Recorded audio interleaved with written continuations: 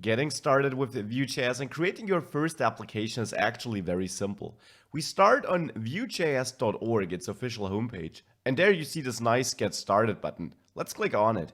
It takes you to the official documentation, which is always worth having a look anyways, but there we want to go to Installation.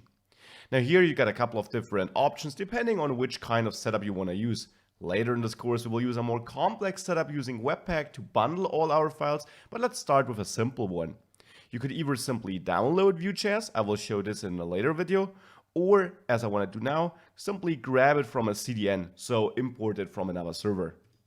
Here I'll take the first one and then simply copy this whole link. Now with that we can import this link to get access to VueJs. Well, I want to do this here on JSFiddle, which is kind of a web editor you could say for very simple JavaScript, HTML and CSS only projects. Here we got our HTML section, in which we should add a script import. So let's add script, and then by hitting tab, it will automatically expand it to script tags. There I want to add my source attribute, and now insert the link you just copied.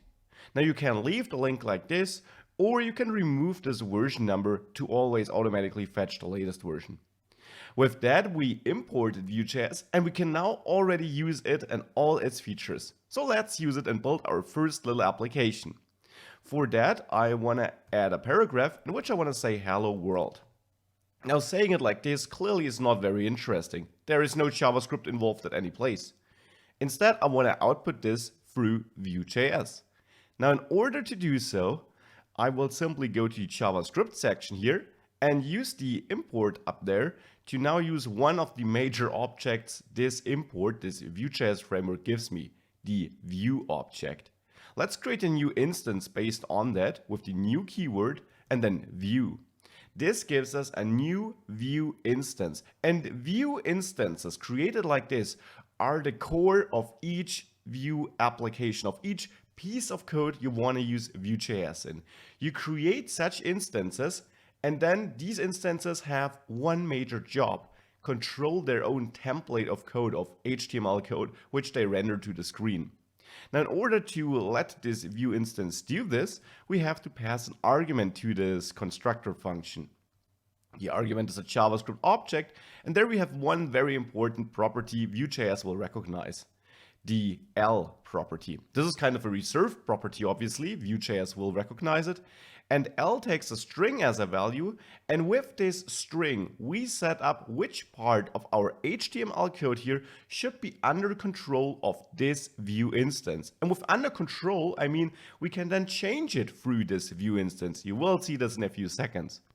So here I want to control this part, but I want to wrap it in a div, let's say a div which encloses my template for this Vue instance.